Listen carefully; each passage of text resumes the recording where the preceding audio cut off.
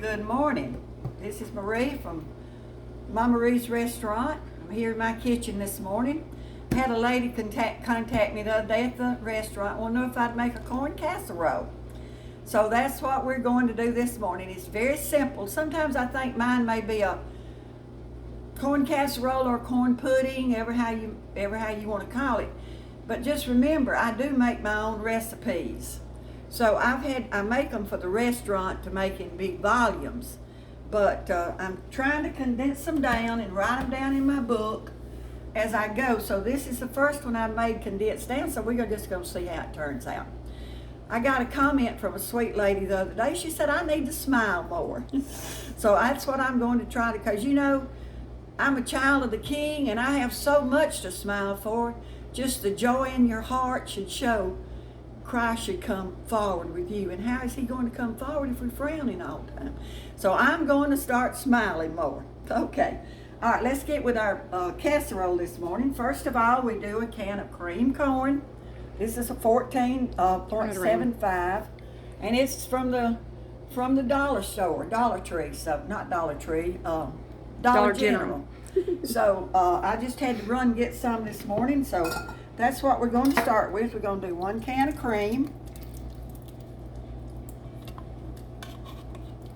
Now, if you notice, if you're looking up a recipe for corn casserole, it usually calls for the Jiffy corn mix, but I don't put that in mine. Then we do the same thing with a same size can whole kernel corn. We just mix them all together. I'm honored to have my great-grandson here watching me this morning, Mr. Xander. Xander, look. He's learning how to cook too. So we're just going to mix that together, just the two. And I've got everything measured out right here so it doesn't take so long. I've got 1/4 cup of sugar. 1/4 cup of sugar. Just put that in. I've got 1/4 cup of self-rising white lily flour. 1/4 cup. We just dump it all in there together. And I think what maybe make it might be a pudding is I put 2 eggs also. Okay. I've got 1/4 of a cup of melted butter. Okay. All right. We're just going to mix that up right quick, and I'm going to change. This is all we do, just mix it all together. We aren't through. We'll finish up in a minute. Now, just remember, when you're making this, we're making just a small recipe. And anytime you want to make more, just double your recipe. Just put double everything. Excuse me. That we put in this one.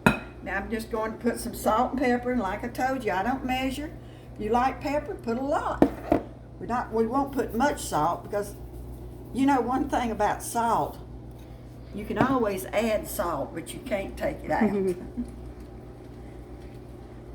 All right. To this, we're going to add 1.5 cups of milk, just regular sweet milk, whole milk. Someone texted me the other day, I said sweet milk in a recipe. And they text, well, what is sweet milk? So it's just whole milk. We call it sweet milk in the South.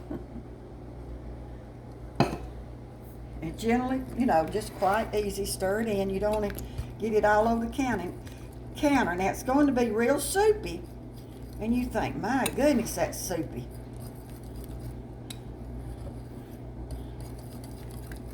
Okay. Everything's mixed together, and that's it.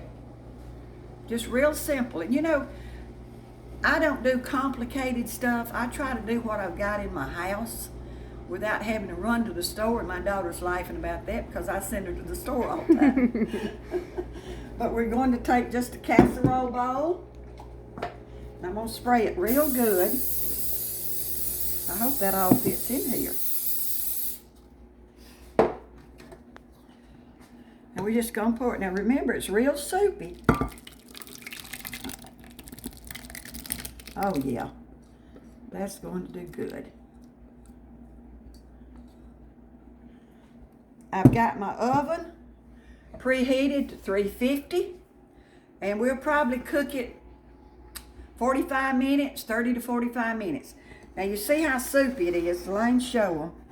Now when it gets done, it won't be soupy like that anymore. It'll be kind of set. Your eggs and all the stuff we got in will make it come together and be really firm. So we're going to put it in the oven at 350. We'll be back when it gets done. We'll show you the finished product. And I hope it turns out. This is the first time I've used my condensed recipe. Thank you. We'll see you in a little bit. Hello again. We're back. Our corn casserole is done. Now, take a picture of it. Mine was actually a little thick. You see how it's just kind of, it's done even though it don't look like it. Now, I had to cook mine about an hour because I did make it a little thick. You could make it thinner. Put it in a bigger pan so it won't be so thick. And it's going to be good. I'm not going to dip any out because it needs to set a little bit. So we're just going to leave it like that, and we're going to enjoy this corn casserole. Now I'm getting ready, if you notice all the mess around me, I'm getting ready to make some crock pot lasagna. So we'll be putting that video on before long, but I hope you enjoy the corn casserole. Maybe you have one for lunch tomorrow. Thank you so much for watching. Bye-bye.